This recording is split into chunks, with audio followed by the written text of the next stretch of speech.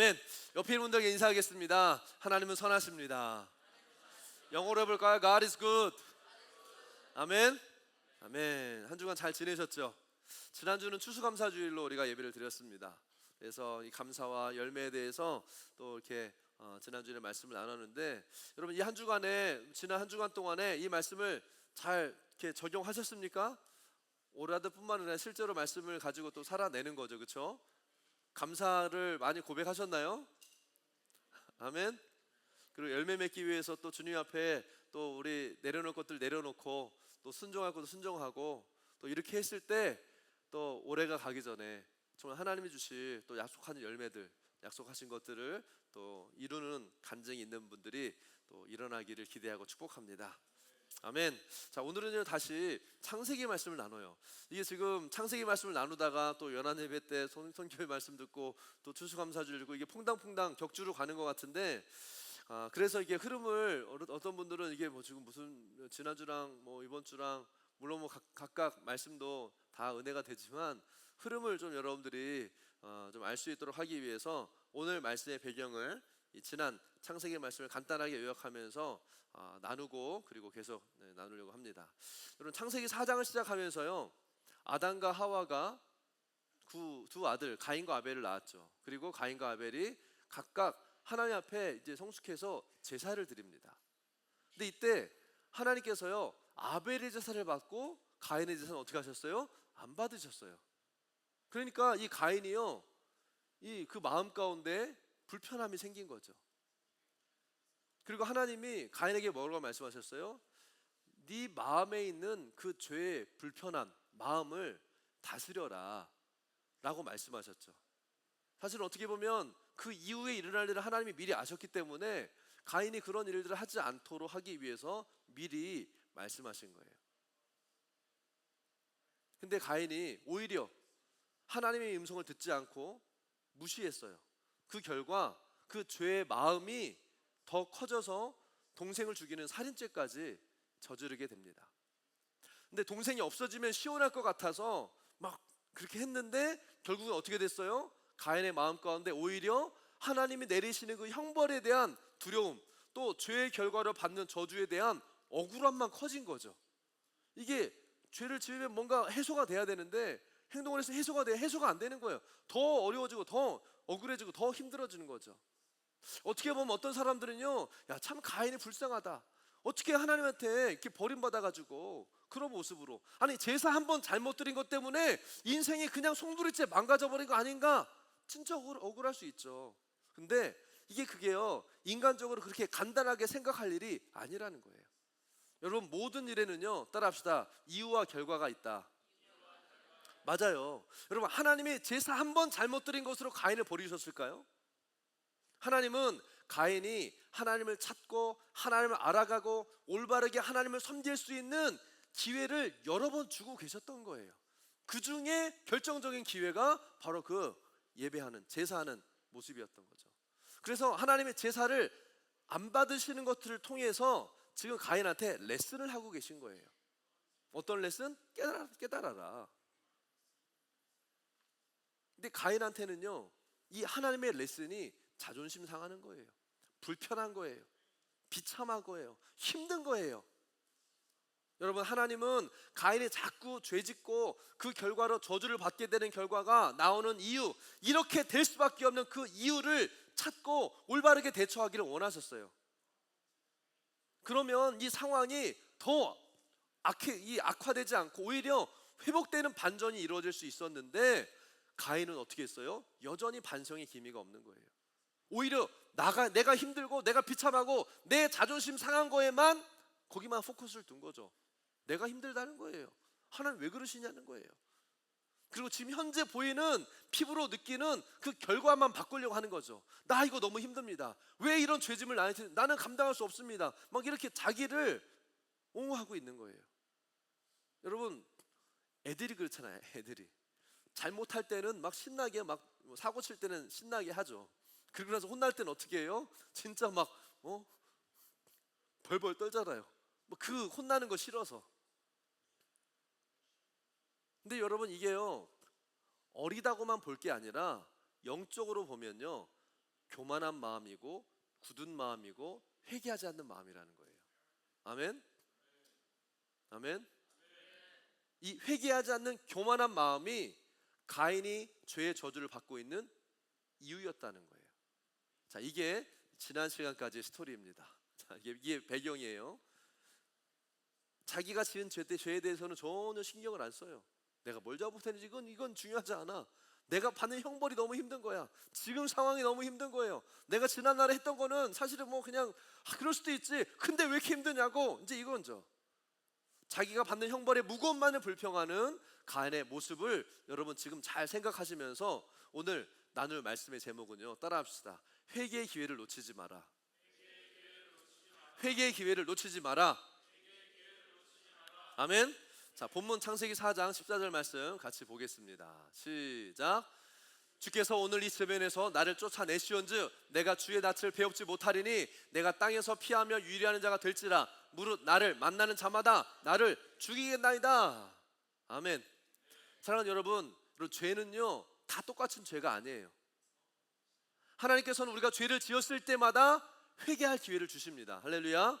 이게 하나님의 사랑이고 또 하나님의 공의인 거죠. 그리고 아합, 지난주에도 말씀을 나눴고 또 어제도 우리 그 이근한 예배 가운데 한민 목사님이 아합 왕 얘기를 했잖아요. 그 아합 왕처럼 아무리 악한 사람이라고 할지라도 하나님 앞에서 올바른 태도와 중심으로 회개하면 하나님 우리의 죄를 용서하세요. 할렐루야. 아멘. 이게 그분이 우리의 구원자라고 하는 이야기예요. 한 번 용서받는 게 아니라 우리가 죄를 지을 때마다 주님께 고백하고 회개하면 주님은요 우리에게 새로운 은총과 기회 문들을 주시는 거예요. 아멘. 근데 뭐예요? 죄라고 해서 다 같은 죄가 아니라는 거예요. 하나님은요 죄의 크고 작음을 따지시지는 않으세요. 뭐 물건을 훔치는 죄 또는 살인하는 죄, 사람이 보기에는 이 다르잖아요. 그런데 하나님 앞에서는요 그냥 다 죄인 거예요. 무슨 말이냐? 어떤 죄든지 그 죄로 인해서 심판을 받게 된다는 점에 있어서는요 죄가 크고 작고가 문제가 아니라는 거예요. 죄 지으면 심판 받는 거예요. 아멘. 그런 측면에서 하나님은요 큰 죄 작은 죄를 따지지 않으시는 거죠. 큰 죄니까 용서 못하고 이거는 용서할 게 아닌데, 작은 죄는 뭐 그거는 뭐 다 그러는 건데 뭐 용서해 줄 수도 있고, 이렇지 않다는 거예요. 죄는 죄입니다. 아멘. 이게 하나님의 공의예요. 근데 우리의 연약함으로 인해서 어쩔 수 없이 짓는 죄와 내가 알고도 고의적으로 짓는 죄는요 그 죄를 다루시는 데 있어서 다르게 보신다는 거예요. 왜냐하면요 이건 분명히 그 사람의 태도와 중심을 나타내는 거예요. 이 사람의 어떤 이 중심에 거기에 담겨있기 때문에 그렇다는 거예요. 예를 들어서 예수님의 제자였던 베드로, 또 다른 제자 가룟 유다, 여러분 생각나시죠? 베드로는 정말 예수님을 사랑했어요. 그리고 정말 예수님을 위해서 헌신할 마음이 있었고, 근데 그 연약함 때문에 예수님이 경고하셨음에도 불구하고 예수를 모른다고 몇 번을 부인했어요? 3번을 부인합니다. 그리고 막 예수님을 저주하기까지 해요. 나 모른다. 뭐 그게 무슨 인간이냐? 난 모른다. 확 저주했다고 그랬어요. 여러분 우리도 믿음이 연약하면 그렇게 될 수 있다는 거예요. 그런데 가룟 유다도 똑같이 예수님을 부인하고 예수님을 배신했죠. 그렇죠? 처음 듣는 얘기 아니시잖아요. 아멘.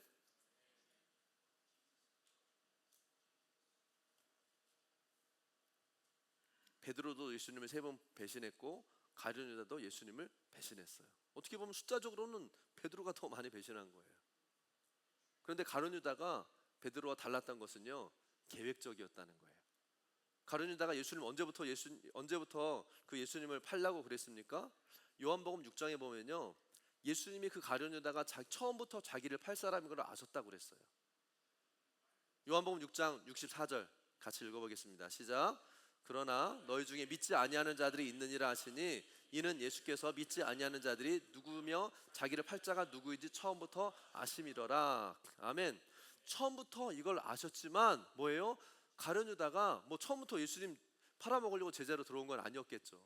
그러나 그렇게 될 거라는 걸 예수님이 알고 계셨기 때문에 어떻게든 데리고 다니면서 이거를 좀 이렇게 돌려보시려고, 회개할 수 있는 기회를 주시려고 가르치시고 이끄셨다는 거죠. 그러니까 예수님 처음부터 아셨어요. 그런데 불구하고 가룟유다를 데리고 다니셨어요. 그런데 가룟유다가 3년 동안요 계속 뭘 했어요? 도둑질했다고 그랬어요. 예수님과 제자들의 모든 재정을 맡은 사람이 가룟유다였거든요. 요한복음 12장 6절에서는요 이렇게 얘기합니다. 이렇게 말함은 가난한 자들을 생각함이 아니요 그는 도둑이라 돈꾀를 맞고 거기 넣는 것을 훔쳐감이라. 누가 기록한 거예요? 같은 친구였던 요한이요 늘 그걸 보고 있었던 거예요. 그래서 나중에는 은 30냥, 은 30냥을 벌기 위해서 대제사장을 찾아가 가지고요 고의적으로 예수님을 팔아 넘겼다는 거예요. 뭐 때문에? 결국엔 돈 때문에. 고의적인 죄라는 거죠. 여러분 이런 죄는요 잘 분별해야 됩니다. 왜냐하면 고의적인 계획적인 이 죄는요 돌이키기 어렵기 때문에 그래요. 우리가 혹시 연약해서 죄를 지을 수 있습니다. 정말 실수할 수 있죠. 넘어질 수 있어요. 그런데 어떤 경우는요 본인의 의지를 사용해서 죄를 짓는 경우가 있다는 거예요. 자기 의도적으로 의지를 가지고. 이것이 거짓말이든 도둑질이든 음란함이든 악한 말이나 상대방을 공격하고 상대방을 상하게 하는 이런 고의적인 죄는요 스스로 이것이 죄인 줄 알지만 의도와 자기 목적을 가지고 한다는 거예요. 여러분 이런 죄는요 잘 안 끊어집니다. 이게 문제예요.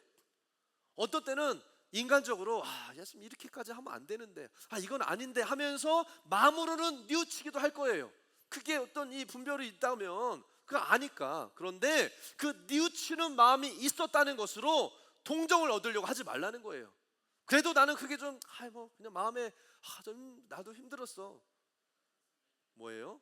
그렇다고 죄가 끊어지는 게 아니라는 거죠. 뉘우친다고 죄가 끊어지는 게 아니에요, 여러분. 인간적으로 이건 아닌데 내 이러면 안 되는데 그 마음이 죄를 끊게 할 수는 없다는 거예요. 여러분 죄가 끊어지지 않으면 죄는 가만히 있는 게 아니에요. 점점 커집니다. 그래서 주님이 가인에게 너는 죄의 손을 다스리라고 말씀하시는 거예요. 죄가 다스려지지 않고 자꾸 키우면 죄를 짓는 마음 안에는요 그 사람 안에 뭐예요? 쉽게 무너지지 않는 견고한 진이 세워지는 거예요. 그럼 어떻게 돼요? 그 죄가 이제는 나를 끌고 가는 거예요. 어쩔 수 없이 그런 삶을 살 수밖에 없는 거예요. 그럼 그냥 그렇게 그렇게 사는 거예요. 끝까지 가는 거죠. 내가 원해서 그런 삶을 사는 게 아니에요, 여러분. 여러분 그런 사람이 여러분 얼마나 많은 줄 아세요? 정말 마음은 착해. 그러고 싶지 않은데 삶을 보면 그렇게 살아. 정말 신기하다. 개인적으로 너무 착한 사람인데 그 삶을 보면 이 어마어마한 이 죄의 굴레 속에서 헤어나오지 못해요. 왜 그래요? 뉘우치기는 하지만 회개가 안 돼. 죄가 안 끊어지면요 죄에 끌려가는 인생이 된다는 거예요. 할렐루야. 그렇기 때문에 여러분들에게 정말 끊어지지 않는 죄가 있다면요 성경은 뭐라고 말해요? 이제는 피 흘리기까지 싸워라. 아멘. 히브리서 12장 4절은 말씀합니다. 같이 읽겠습니다. 시작. 너희가 죄와 싸우되 아직 피 흘리기까지는 대항하지 아니하고. 아멘. 여러분 죄가 안 끊어지는 이유는 피 흘리기까지 싸우지 않았기 때문이라는 말씀이에요. 죽을 각오로 싸우지 않으니까 죄가 안 끊어진다는 거예요. 여러분 왜 피 흘리기까지 싸우지 않습니까? 죄가 나쁘다는 건 알지만 그걸 끊고 싶지 않은 거예요. 이게 뭐예요? 그 사람 마음 안에는 죄를 짓는 것에 대해 어느 정도는 미워하는 마음도 있는데 다른 한쪽은요 그 죄를 즐기고 있는 거예요. 인조해하고 있는 거예요. 나쁜 걸 알지만 인조해하는 거죠. 그게 나한테 좋지 않다는 거 알지만 그게 재밌는 거예요. 그게 좋은 거예요. 그러니까 이런 사람들은요 나는 죄 짓기 싫은데 그놈의 죄가 나를 괴롭혀요. 너무 나는 괴롭습니다. 이거 하면서도 내가 얼마나 괴로운지 알아요? 말은 그렇게 하죠. 괴롭다고 말을 하는데 근데 그 사람이 죄 지는 모습을 보면 괴로운 모습이 아니라 웃는 모습, 즐거워하는 모습이에요. 죄 지을 때는 뭐예요? 거짓말이에요, 여러분. 자기 스스로가 속고 또 그 거짓이 다른 사람도 속이고 있는 거예요. 괴롭게 뭐가 괴로워요? 죄 지을 땐 즐겁잖아. 하나님은 속일 수 없어요, 여러분. 하나님 앞에서는 어떤 것도 감출 수가 없습니다. 여러분 사단은요 우리 안에 먹을 게 없으면 들어올 수가 없어요. 이 어둠의 영이 우리 안에 왜 들어와요? 먹을 게 있으니까 들어오는 거예요. 죄를 좋아하지 않으면 절대로 죄가 내 안에 자리 잡힐 수가 없어요. 죄는 내가 초청하고 내가 죄에 대해서 긍정적인 반응을 보이기 시작하기 때문에 그 죄가 내 안에 역사하고 들어오기 시작하는 겁니다. 이게 뭐예요? 실제예요. 우리 영적 실체가 바로 그렇다는 거예요. 여기서 예배드리고 기도하고 헌신하고 봉사하고 이게 실제가 아니라 내 안에 이 죄의 모습이 실제라는 거예요. 속사람은 죄를 안 지으려고 하지만 그 한편에서는 죄를 원하고 죄를 좋아하는 것이 있기 때문에 죄가 안 끊어지는 거예요. 뉘우치고 또 잘못했다고 인정은 해도요, 회개를 안 해요. 물론 우리가 다 연약하고 죄 지을 수 있죠. 오늘 말씀은 죄가 있냐 없냐를 얘기하는 게 아니에요. 회개가 안 되는 인생이 정말 답이 없다는 거예요. 그 안에 견고한 진이 죄를 끊어버리지 못하도록 저항하고 막고 있는 거예요. 그 사람의 견고한 진이요, 회개하려는 마음을 묶어버리는 거죠. 그러니까 회개를 안 해요. 회개를. 여러분, 회개할 수 있는 것은 은혜입니다. 아멘. 그러니까요, 그런 사람은요, 물론 우리 안에 그런 사람이 없는 것 같아요. 이 죄의 견고한 진 때문에 회개가 안 나오는 사람,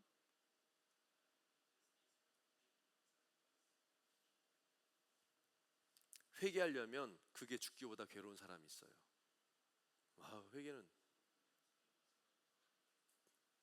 더 이상 죄의 즐거움, 죄의 단맛을 못 보게 되니까 회개하기가 너무 힘들고 괴로운 거예요. 그런 사람은요, 회개 말고는 다 합니다. 벌도 받고요, 대가도 지불하고요, 대신 좋은 일도 막 하려고 하고, 막 뭐든지 막 뉘우치기도 하고요, 막 눈물도 흘리고 다 해요. 그런데 회개는 안 해요. 자기 의가 너무 강해서요, 회개 말고 다른 방법을 택해요. 그런 사람은 하나님의 용서를 받을 수가 없습니다. 그래서 이렇게 회개하기 싫은 사람은요, 어떻게 해서든지 자신의 상황과 환경을 피해 가려고 그래요. 무슨 얘기냐면 환경을 탓하고 상황에 핑계를 돌리는 거예요. 근데 여러분 아셔야 될 것은요, 그렇게 한다고 해서 죄가 없어지는 게 아니라는 거예요. 피할수록 회개할 수 있는 길에서요, 점점 멀어지기만 할 뿐이에요. 여러분, 피하지 마시기 바랍니다. 변명하고 얼버무리고 도망가지 마세요. 숨지 마세요. 회개의 길을 내가 지워버리려고 하는 것은요, 정말 어리석은 거예요. 죄를 정면으로 돌파하기 바랍니다. 이 죄를 돌파하는 방법은요, 회개예요. 아멘. 그러니까 이 사탄이 이걸 너무나 잘 알기 때문에 이 사탄은요, 어떻게 해서든지 계속해서 죄를 해결하는 대신에 피하는 길만을 보여주는 거예요. 그리고 그리로 가게 해요.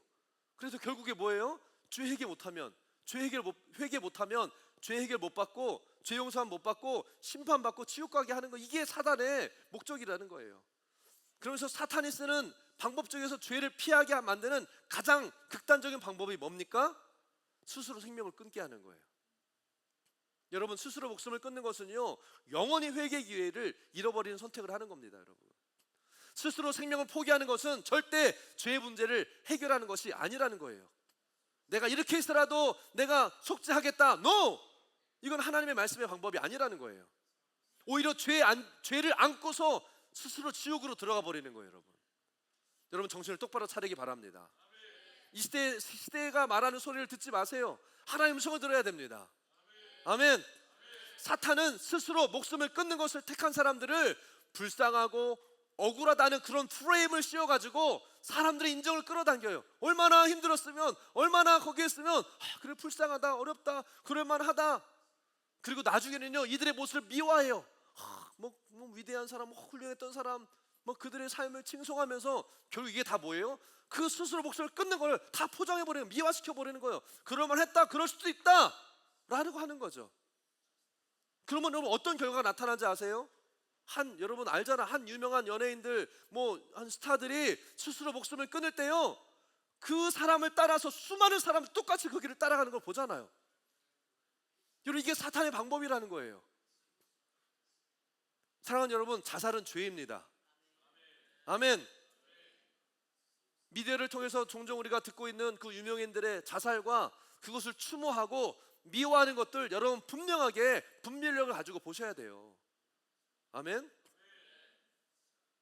안타까운 일이에요. 사실은 정말 안타깝죠. 하지만 결과적으로는요, 영적으로 볼 때 회개할 기회를 빼앗아 버리는 사단의 전략이라는 사실을 우리는 분명히 알아야 된다는 거예요. 죄 문제의 해결 방법은요, 여러분 회개입니다. 회개는 오직 죄의 값을 지불하신 예수 그리스도를 통해서 하나님 앞에 나아갈 때만 해결할 수 있는 거예요. 아멘. 죄의 문제 해결 방법은 이거 하나예요. 그래서 예수님 십자가에서 죽으신 거예요. 그게 유일한 길이라는 거예요. 예수님이 길이고 진리고 생명이시다라는, 나를 통해서 아버지께 갈 수 없다고 말씀하신 것은요, 이걸 얘기하고 있다는 거예요.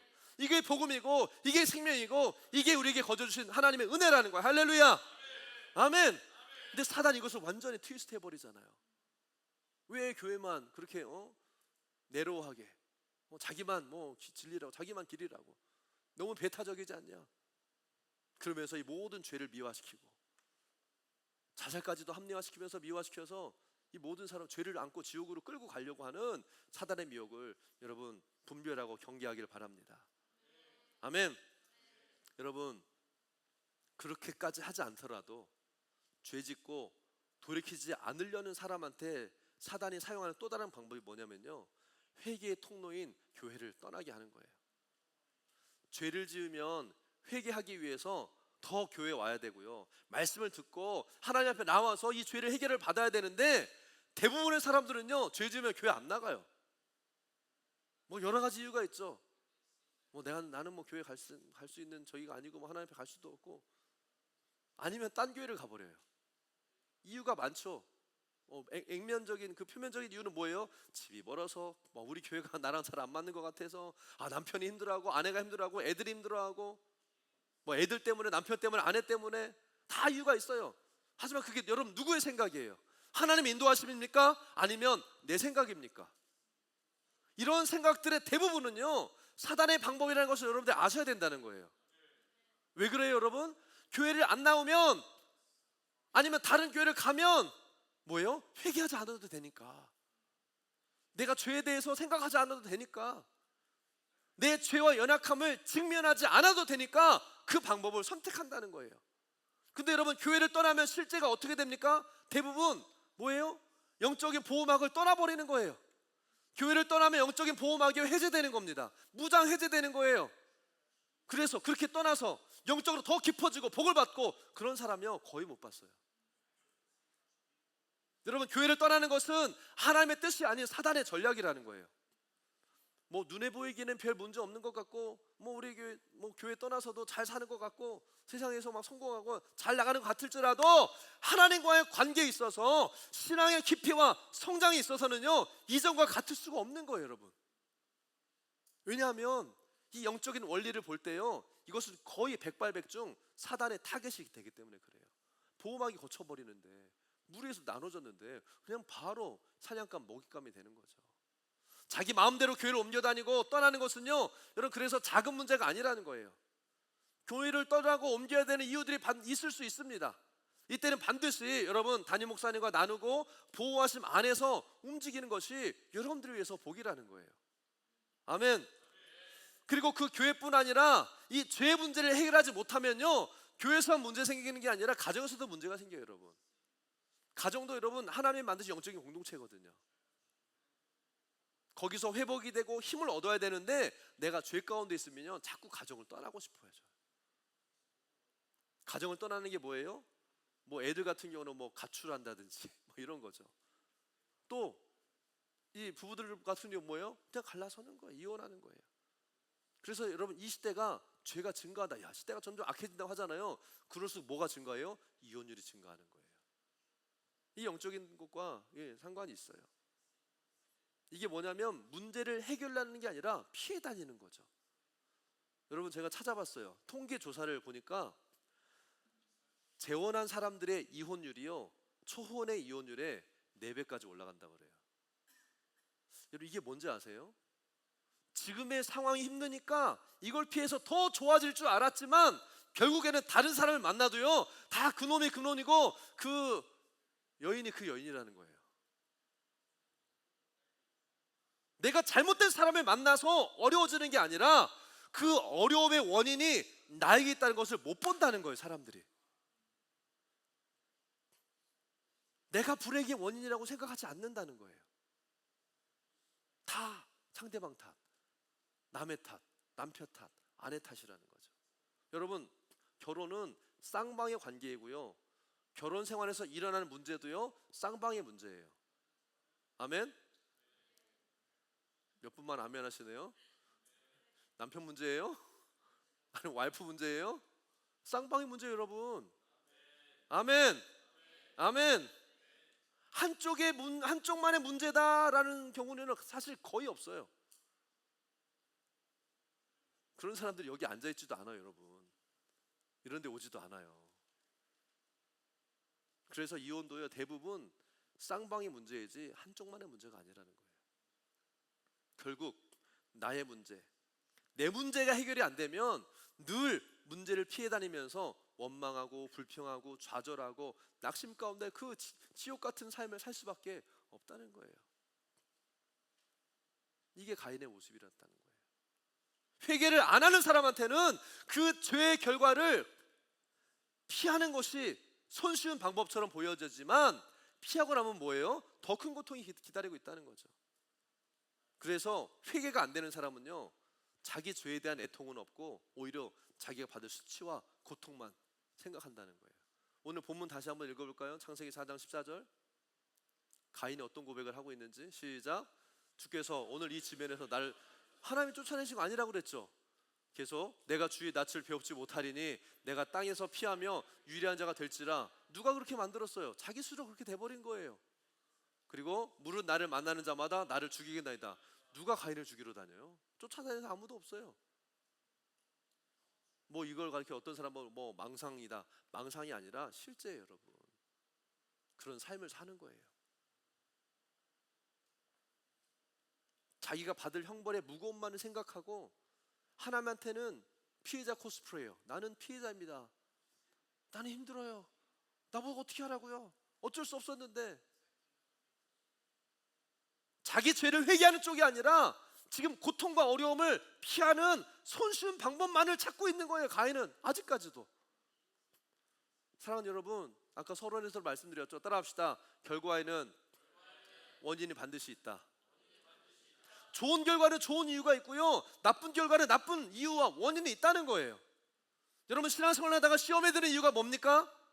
마음과 생각이 사단에게 먹히는 경우가 왜 생기냐고요. 남을 탓하고 리더를 탓하고 환경을 탓하지만 결국에 뭐 때문에 시험 들어요? 자기 자존심에 스크래치 났다는 거예요. 나는 이렇게 대접받을 인간이 아니라는 거예요. 내가 이러려고 여기까지 온 게 아니었다는 거죠. 그 억울한 마음부터 자기가 죄를 짓기 때문에 그 죄의 손을 다스리지 못하니까 결국에는 뭐예요? 스스로 시험 드는 거예요. 마음과 생각이 사단에게 막 사로잡혀 버리는 거예요.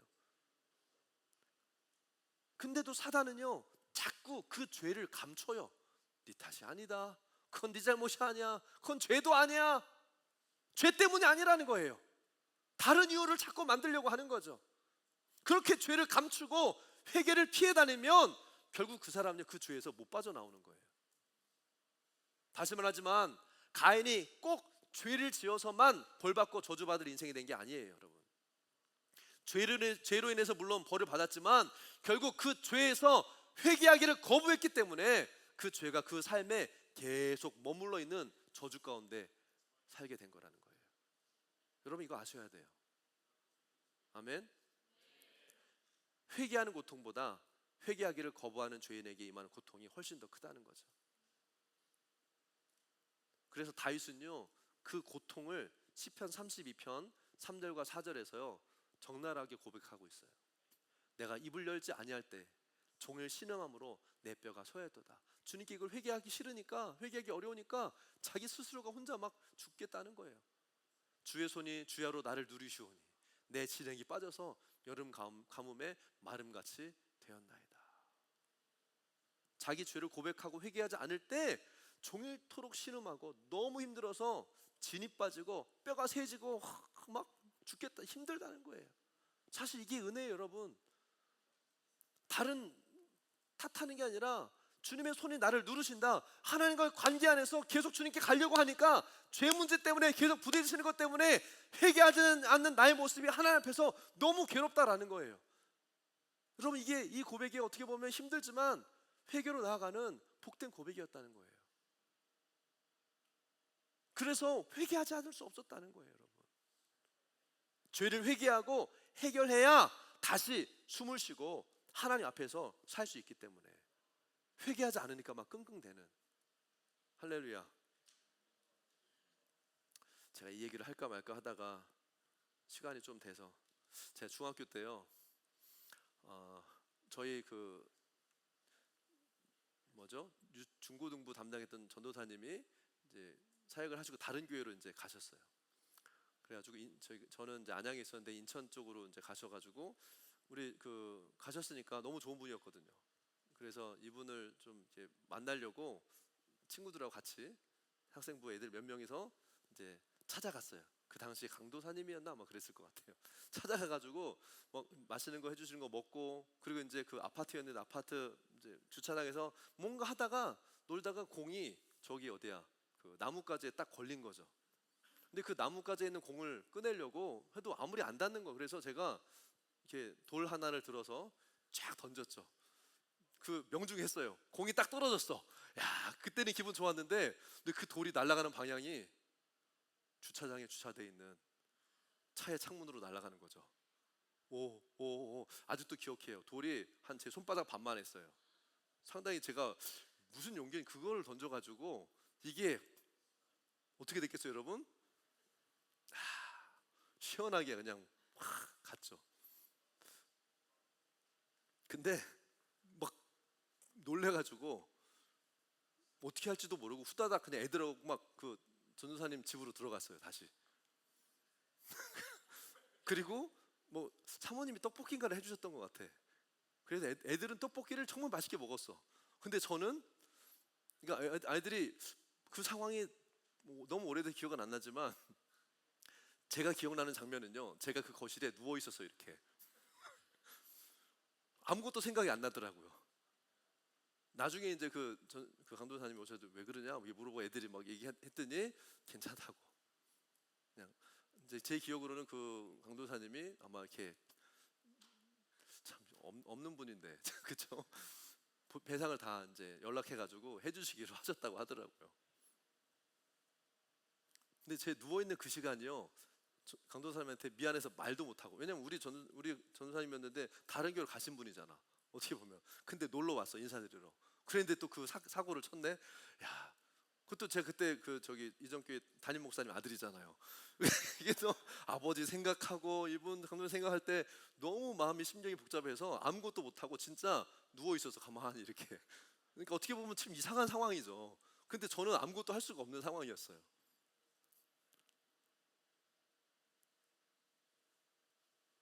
나중에는 이제 그 배상을 다 해주셨겠죠. 그래서 지금도요, 저는요, 물건이 딱 위에 올라가 있을 때 던질 물건을 생각할 때 안 깨질 거를 먼저 생각해요. 저걸 던졌을 때 내려온 착지 지점과 저게 떨어져도 이게 뭐 주변 상황이, 이게 지금 제 머릿속에 지금까지도 평생에 남아 있는 거예요. 시간이 좀 있으니까 또 한 가지. 한 번은 제가 대학교 2학년 때 지하 주차장에, 저희가 그때 아파트에 살고 있었는데 지하 주차장에 저 교회 봉고차가 주차가 돼 있었어요. 근데 제 면허가 없었거든요. 근데 그 주일날 아침에 갑자기 무슨 용기가 났는지 그 새벽이었어요. 한 6시 반인가 7시쯤 해보고 싶은 마음이 들어서 그 아버지 방에 있는 그 이스타나 키를 딱 가지고 멋지게 시동을 걸고 주차장을 유유히 빠져나와서 동네 한 바퀴를 돌았어요. 그리고 나서 이제 다시 들어가는 길에 그 주차장에 그 기둥들이 있잖아요. 꼭 마지막에 주차하려고 딱 차를 돌리는데 아직도 기억이 나요. 순간이 이렇게 이거를 코너를 돌면서 다시 풀어야 되잖아요. 그 핸들을 코너를 돌면서 다시 풀어야 되는데 이게 안 풀리는 거야. 빨리 안 풀리고. 근데 보니까 뭔가 좀 이상해, 느낌이. 근데 뭔가 지금 차가 긁히고 있어. 근데 이건 안 풀려. 어떡하지? 막 그러면서 잠깐 2, 3초 내에 벌써 차는 우욱 하면서 이제 하고 잠시 한 1분 정도 정적이 흐른 다음에 정신을 차려서 일단은 차를 빼서 주차는 시켜놨어요. 딱 나와서 보니까 그 도어가, 그 사이드 도어, 그 본거차 열리는 문이 안 열려. 완전히 다 저기 돼가지고 그 순간 다시 집에 들어가서 모두 다 잠자고 있는 그 시간에 거실에 혼자 앉아서 아무것도 못하고, 저희 아버지가 되게 다혈질이시거든요. 정말 두렵고 떨림으로, 그래도 주일 아침이니까 어떻게 하나. 그래서 제가 아직도 기억이 나. 주무시고 계시는 아버지 그 머리맡에 무릎을 꿇었어요. 그리고 근데 중학교 때부터 이제 아버지라 불렀으니까, 아버지, 그때 아버지가 늘 왜 그러시더라고요. 제 봉고차를 그랬더니 눈을 딱 뜨시더라고요. 문이 안 열립니다. 그랬더니 3초간 정적이 흐른 다음에 알았다. 그러시고 근데 감사한 건요, 그 이후로 아버지가 저한테 아무 말도 안 하셨어요. 그거에 대해서. 그러니까 대화를 끊었다는 얘기가 아니라 그거에 대해서 아무 말도 안 하시고, 예, 뭐 교회차는 한 2주 주간 운행 못 하고, 그날 주일날 어떻게 차량 운행했는지 모르겠어요. 어쨌든 그 이후로도 아버지가 한 번도 나한테 그 얘기를 안 하셨던 것 같아요. 저는 그래서 또다시 용납받고 용서받았습니다. 그래서 제가 그 이후로요, 운전을 안 했어요. 그러니까 대학교 다닐 때도 운전을 안 하고, 호주 오기 직전에 면허를 따야겠다는 생각에 면허만 따고, 호주 와서도 운전을 안 했어요. 근데 결혼을 하고 막 온유가 태어날 때가 되니까 운전을 해야 되는 상황이 어쩔 수 없이 생겨서, 그때 이제 그러니까 한국 면허로 호주 면허로 갱신해가지고 연수 받고, 그때 운전을 시작한 게 95년도부터 2007년까지니까 거의 한 18년, 뭐 7, 8년 정도는요, 제가 진짜 운전대를요 쳐다보지도 않았어요. 야, 이게 뭐 트라우마라면 트라우마겠지만, 왜 제가 이 얘기를 하냐면요, 죄를 가볍게 여기고 피해 다니면 또다시 그 죄를 짓는 상습범이 될 수 있다는 거예요. 근데 죄가 얼마나, 저는 그 죄의 무게를 너무나 뼈저리게 느꼈기 때문에, 어린 시절에 하나님의 그 레슨을 통해서 그 죄의 무게 때문에 진이 빠지고 뼈가 녹는 것 같은 경험을 한 사람은요, 회개하고 다시는 그 죄를 쳐다보고 싶어 하지 않아요. 이게 죄와 싸우는 방법이에요. 회개하지 않았다, 그냥 거짓말하고 그냥 누가 했어요, 그거 내가 안 던졌어요, 뭐 다른 사람이 던졌나 보죠, 뭐 끝까지 발뺌했으면 뭐 누가 뭐라고 하겠어요. 아버지 그거 몰라요? 내가 안 해. 아무도 안 봤거든요, 그 차 운전하는 거. 뭐 그때 뭐 무슨 CCTV가 있었던 것도 아니고, 뭐 저기 대시캠이 있는 것도 아니고, 아무도 몰랐는데 그냥 회개해야 되는 거죠. 왜냐하면 아무도 모르지만 내가 죽겠거든. 내가 진이 빠져가지고 이렇게 내가 못 살겠다는 거거든요. 더 중요한 게 뭔지 아세요? 죄는요, 우리의 부르심의 자리를 떠나게 해요. 14절에 가인이 뭐라고 뭐라고 말합니까? 주께서 오늘 이 지면에서 나를 쫓아내시온지요. 하나님이 쫓아냈다고 말을 하는데, 사실은 뭐예요? 우리가 영적인 원리를 알 때, 죄를 지은 사람이 그 땅에서 이 사람을 토해버리는 거예요. 하나님이 복 주시는 자리에서 옮겨져 버리는 거죠. 여러분, 하나님이 보내신 자리에서 떠나면 하나님의 복을 못 받아요. 아브라함과 롯을 보세요. 아브라함은 하나님이 약속하신 땅에 머물렀지만, 롯은요 자기 욕심을 따라갔다가 결국에 모든 걸 다 잊어버리잖아요. 물론 나중에 그 아브라함이 되찾는 이런 싸움도 같이 싸워주지만 다 잊어버리는 거예요. 여러분, 죄는 부르심의 자리를 떠나서 축복을 받지 못하게 하고, 또 하나님의 임재도 떠나게 합니다. 아멘. 그러니까 여러분, 사역하는 사람들도요, 일은 할 수 있지만 그 임재가 떠나버리면 아무것도 아닌 거예요. 엉뚱한 거 하고 있는 거예요. 가인이 뭐라고 그랬어요? 내가 주의 낯을 배웁지 못하리니. 하나님의 임재가 떠난다는 거예요. 죄 가운데 있으면요, 뭐 목사든 선교사든 사역자든 리더든 스몰처치 목자든 누구든지 관계없이 부르심의 자리에 있을 수가 없어요. 피조물인 우리의 가장 큰 불행은 뭐예요? 하나님의 임재를 떠나는 거예요. 이 임재가 떠나면 그냥 있는 게 아니고 임재가 떠난 자리에는요 반드시 어둠의 세력이 찾아옵니다. 그렇기 때문에 그 어둠의 세력 안에 있는 두려움과 고통이요 그 죄인을 사로잡아요. 그게 오늘 가인의 고백인 거예요. 사랑하는 여러분, 죄와 하나님의 임재는 공존할 수 없어요. 아멘. 둘 중에 하나를 선택해야 돼요. 여러분, 죄를 선택할 겁니까? 아니면 하나님의 임재를 선택할 겁니까? 14절 마지막 부분에 이렇게 말합니다. 무릇 나를 만나는 자마다 나를 죽이겠나이다. 여러분, 미워하는 죄를 짓는 사람은요 남들이 나를 미워할까 봐 오히려 두려워요. 아무도 미워하는 사람 없는데 미워하는 마음이 있으니까 남도 나를 미워할 거라 생각해요. 다른 사람을 속이는 사람은요 남들이 나를 속이지 않을까 눈치 보고 노심초사해요. 남들에게 피해를 주고 속이는 사람들은 저 인간이 나를 속이지 않을까 뭐예요? 다른 사람들도 다 사기꾼의 눈으로 보는 거예요. 다른 사람도 다 살인자의 눈으로 보는 거예요. 다른 사람은 다 도둑의 눈으로 보는 거예요. 다른 사람은 다 질투와 미움의 눈으로 보는 거예요. 뭐예요? 그 죄가 내 안에 있으니까. 가인도 자기가 다른 사람을 죽였기 때문에 자기를 만나는 사람이 자기를 죽일 것 같다는 그 두려움에, 그 죽음의 두려움에 벌벌벌 떨고 있는 거예요. 지금 아무도 그런 생각 안 하는데 혼자 자기 스스로 올무에 묶여버리는 거예요. 이게 죄의 묶임이에요. 예수 그리스도는 우리를 모든 죄의 결박으로부터 자유하게 오셨습니다. 근데 자유케 되는 길은요 예수를 믿는 거고요, 예수를 믿는다는 것은요 죄를 회개하는 거예요. 아멘. 가인은요 죄를 회개하지 않는 죄인의 모습이었어요. 그 죄인의 상징이었어요. 오늘 말씀을 마무리하도록 하겠습니다. 오늘 하나님이 우리에게 말씀하시는 게 뭐예요? 가인의 이야기를 통해서 우리는 뭘 배울 수 있어요? 지금 뭘 해라 1, 2, 3 이걸 얘기하는 게 아니에요. 오늘 말씀의 제목이 뭐예요? 네? 회개할 기회를 놓치지 마라. 회개의 기회를 놓치지 말아야 돼요. 바로 지금이 회개할 기회예요, 여러분. 우리가 처음에는 연약해서 죄를 지을 수 있어요. 하지만 이것이 죄인 것을 알고도 고의로 의도적으로 죄를 받아들이고 죄를 계속 범하게 되면 점점 회개의 기회는요 없어져 버려요. 하나님은 가인한테 벌을 주시는 것 같지만 가인을 그냥 한 번에 그냥 불사질러서 없애지 않으셨어요. 뭐예요? 벌을 주고 있다는 거는요 회개할 기회를 계속 주고 계셨다는 거예요. 하나님은 마지막까지 그 회개할 기회를 우리에게 주시는 분이세요. 아멘.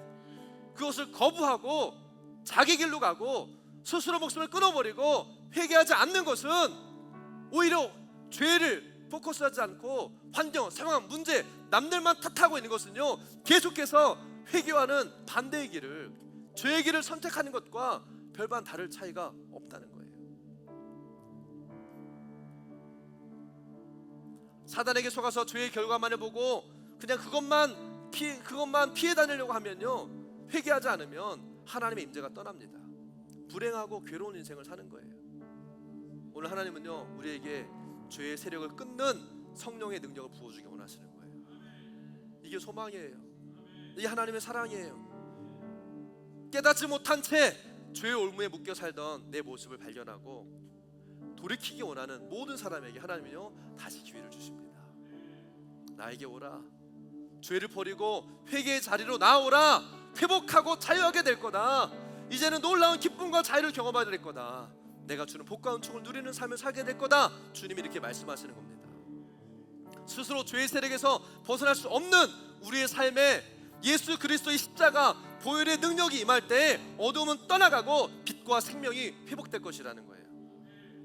이제 성령의 능력으로 내 안에 있는 이 죄의 세력들을 다 드러내고 내 안에 죄의 소욕을 끊어낼 수 있는 하나님의 능력을 부어달라고. 아멘.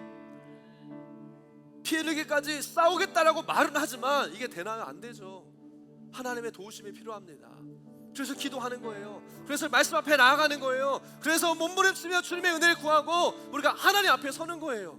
그때 죄 가운데 있지만 그 죄의 결과를 피하기 위해서 도망다니는 가룟 유다 같은 인생이 아니라, 사울과 같은 인생이 아니라 죄 가운데 있다 할지라도 하나님 임재 앞에 머물면서 하나님 임재가 어울리는 내 그 괴로움 가운데 회개할 수밖에 없는 모습으로 나를 끌고 가서 주님 죄송합니다, 미안합니다, 하나님과 관계 안에 십자가를 의지하고 회개하고 돌이켜 기쁨과 자유를 얻는 이 믿음의 차원으로 생명과 빛의 영역으로 오라고 주님은 말씀하시는 거예요. 아멘. 오늘 말씀이 우리 가운데 들려졌다면 우리 말씀 앞에 반응하며 나아갑시다. 아멘. 우리 한 2-3분만 같이 기도할 때 오늘 주신 이 말씀을 기억하며, 하나님, 나 스스로 해결할 수 없는 이 죄의 문제들, 정말 다 크고 작은 것들이 있을 거, 그러나 하나님, 이 가운데 하나님의 은혜를 구합니다. 회개할 수 있는 은혜를 부어주십시오. 주님, 회개의 길을 놓치지 않기 원합니다. 주님, 나에게 말씀하여 주시옵소서. 하나님의 은혜를 부어주셔서 이제 내가 죄의 결과를 피해서 도망다니는 가인과 같은 조도바른 인생이 아니라 회개의 기회가 주어졌을 때 이것을 깨닫고 돌이켜 회개하는 것이 힘들고 고통스럽지만, 그러나 나의 자존심을 꺾고 나의 생각을 내려놓고 하나님 부르신 앞에 회개의 자리로, 생명의 자리로, 회복의 자리로, 은총의 자리로 돌아갈 수 있도록 주여 은혜를 풀어주시옵소서. 그런 삶을 살겠습니다. 우리가 주의 이름만 부르고 믿음을 고백하며 나아갑니다.